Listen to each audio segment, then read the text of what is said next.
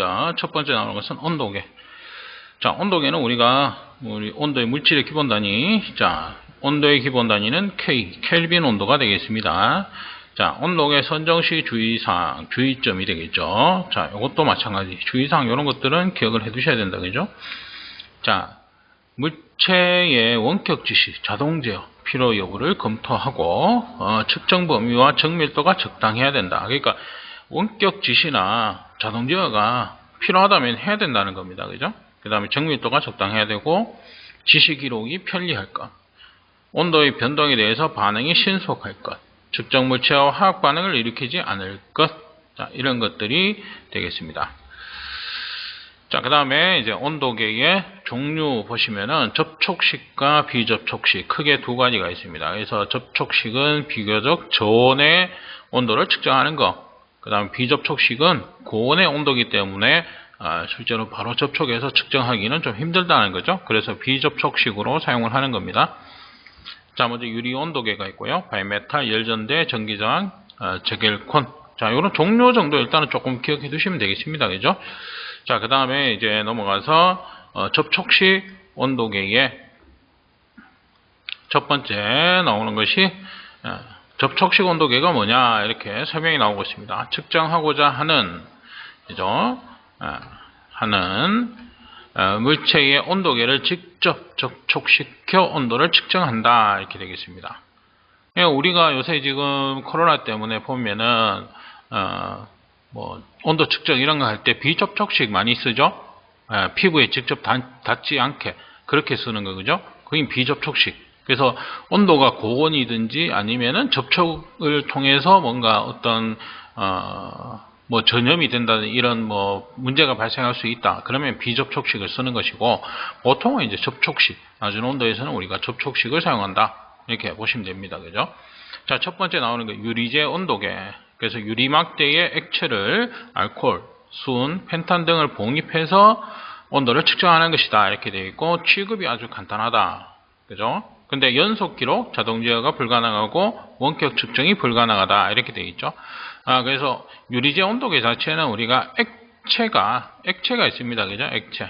알코올이나 수은, 펜탄 이렇게 나오고 있죠. 그래서 우리가 액체가 온도에 따라서 그죠? 온도에 따라서 우리가 팽창을 하는 정도, 그죠? 팽창을 하는 어떤 성질, 그 성질을 이용해서 측정하는 방식이 우리가 유리제 온도계 이렇게 되겠습니다. 그래서 간단하지만 대신에 자동 제어라든지 원격 측정은 불가능한 그런 방식이다 이렇게 얘기하고 있습니다. 그 다음에 알코올 온도계, 수은 온도계, 베크만 온도계 이렇게 나오고 있죠. 그래서 그 측정하는 유체 우리가 액체를 우리가 알코올을 쓰느냐 수은을 쓰느냐 그죠? 이런 거에 따라서 이제 쭉 설명이 나오고 있습니다. 요거는 한번 읽어보시면 될 것 같고요. 자, 그 다음에 바이메탈 온도계가 되겠습니다. 그래서 열 팽창 계수가 다른 금속판을 이용해서 측정 물체를 접촉시 열 팽창 계수에 따라서 휘어지는 정도를 우리가 능금으로 표시한다 이렇게 되어 있습니다. 그죠? 그래서 바이메탈이 온도에 따라서 굽는 정도가 다르다. 그러니까 서로 다른 열 팽창 계수를 가진 금속을 이렇게 두 개를 붙여서 금속판을 이용해서 열을 가하게 되면 얘가 팽창하는 정도의 차이에 따라서 이제 측정을 한다. 바이메탈입니다. 그죠? 바이메탈 자체가 그런 형태입니다. 그죠? 그래서 구조가 간단하고 보수 용이, 그죠? 보수가 용이하고 내구성이 있다. 온도값을 직독할 수가 있고 오차 발생의 우려가 있다. 이렇게 나오죠. 그 다음에 압력식. 당연히 이거는 압력에 따라서 측정을 하겠죠. 설명 자체가 보시면 액체, 기체, 전기 등 온도 상승 시 최적 팽창. 그래서 최적이 증가하면 압력이 늘어나고 팽창, 수축이 되고 이런 최적으로 그 압력값을 지시해서 측정하는 온도계다. 이렇게 설명하고 있습니다. 자, 특징 저온용의 측정에 사용되고 자동 제어가 가능하다. 연속 측정이 가능하다. 이런 내용이 나오고 있죠. 자, 그 다음에 저항 온도계. 자, 온도가 올라가면 금속재의 저항이 증가하는 원리를 이용한다. 금속재입니다. 금속재의 저항. 그죠? 그래서 금속에 전류를 만약에 전기를 흘렸다. 그럼 온도가 올라가면서 그 저항 값이 커지는 또는 작아진다. 그러니까 저항이 변화하는 것에 따라서 우리가 측정을 할 수가 있다는 거죠. 그래서 지금 보시면 백금, 니켈, 동, 자, 이런 것들이 있다.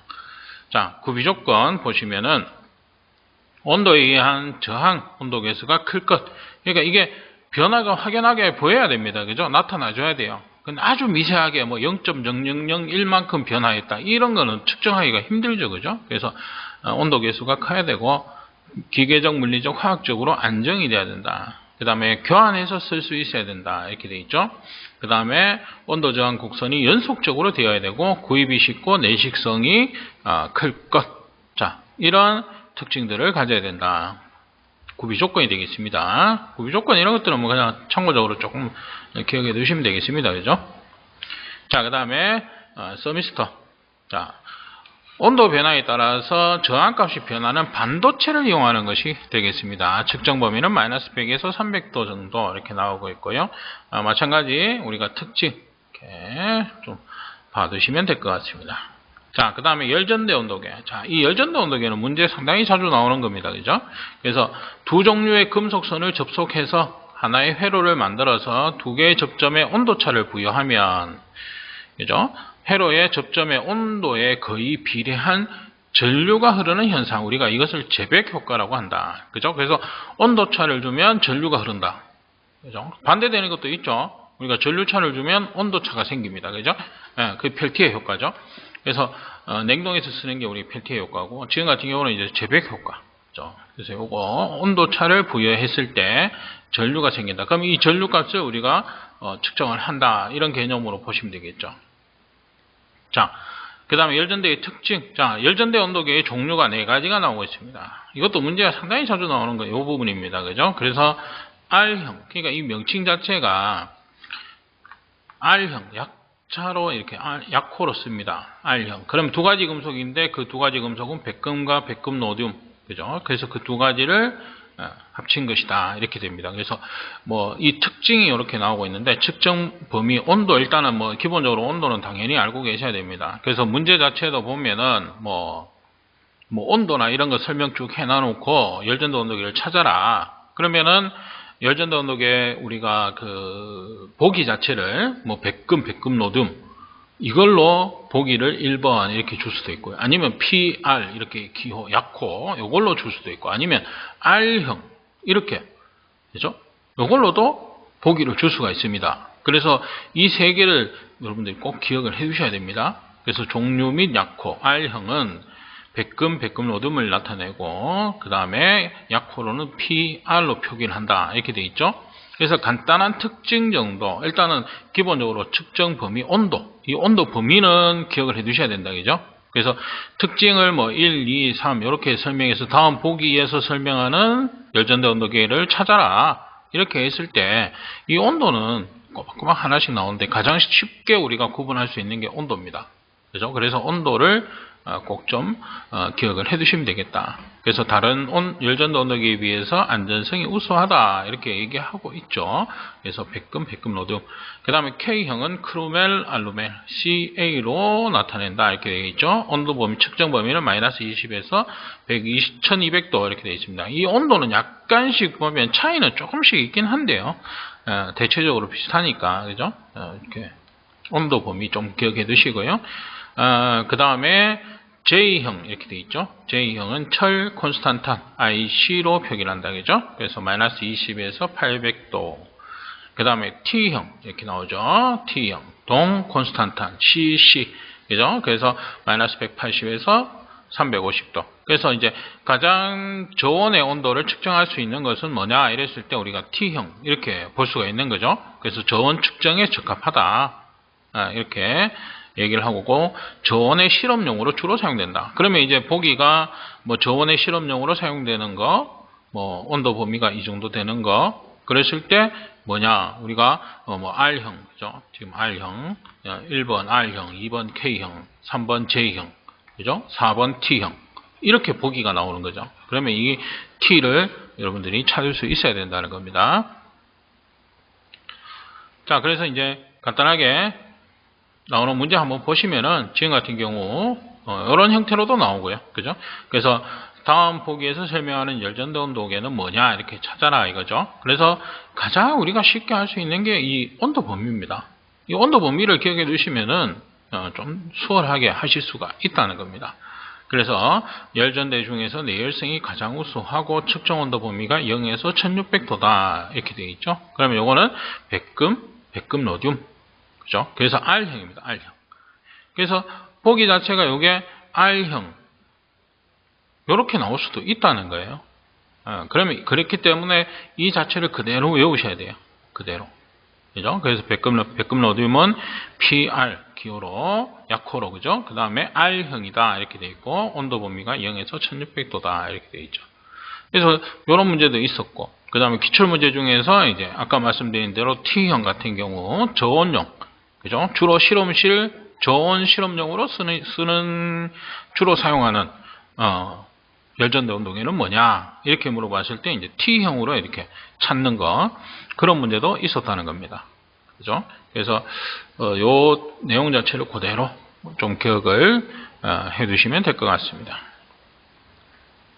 자, 그 다음에 제겔콘 온도계 이렇게 나오죠. 그래서 요거는 금속 산화물로 만든 것으로 벽돌의 내화도를 측정하는 등에 사용된다 이렇게 나오고 있고, 그 다음에 서머클러 이렇게 되어 있죠.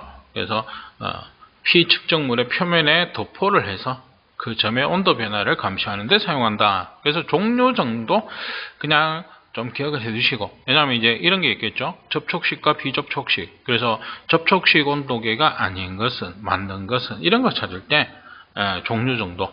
그 다음에 거기에서 들어가서 좀 더 내용을 알고 계셔야 되는 것은 이제 열전대 온도계. 열전대 온도계는 각각의 온도 범위까지도 기억하고 계셔야 된다. 그런 내용이 되겠습니다.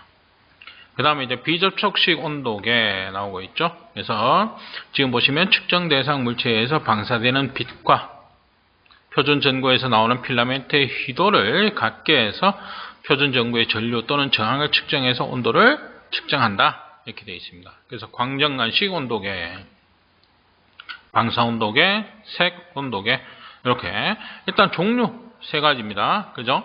지금 여기서 나오는 게 지금 세 가지가 일단 나오고 있다. 그러면 이제 딱 나오죠. 그러면 뭐냐? 다음 중 비접촉식 온도계가 아닌 것은 이런 내용입니다. 이제 그렇게 기억을 해두시면 될 것 같다. 자, 그래서 다음 온도계 중 가장 고온을 측정할 수 있는 것은 이렇게 나오죠. 그러면 일단은 첫 번째 보실 게 뭐냐면 접촉식과 비접촉식 이걸 구분하시면 돼요. 온도 범위를 잘 모르겠다 이렇게 다 외우시면 물론 좋습니다. 그죠? 그렇지만 잘 모르겠다 이러면 접촉식이냐 비접촉식이냐, 왜냐하면 비접촉식 자체가 접촉을 했을 때 너무 고온이라서 잘못하면 온도계가 파손될 수 있으니까 비접촉식으로 쓴다는 겁니다. 그러니까 당연히 비접촉식이 훨씬 더 고온을 측정을 하겠죠. 그런 개념에서 일단은 분류를 보시게 되면 여기서는 이제 광고 온도계가 비접촉식 온도계다 이 개념이 되죠.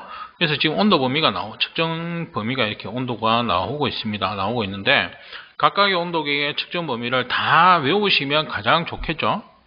그렇지만은 그게 현실적으로 조금 부담이 되시고 그러시다 그러면 기본적으로 우리가 뭐냐 접촉식과 그죠? 그 다음에 비접촉식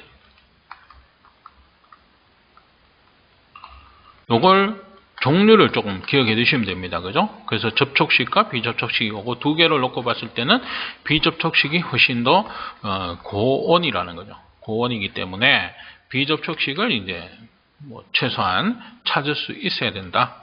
이제 그런 개념으로 보시면 될 것 같습니다. 자, 이번 강의는 여기까지 하도록 하겠습니다.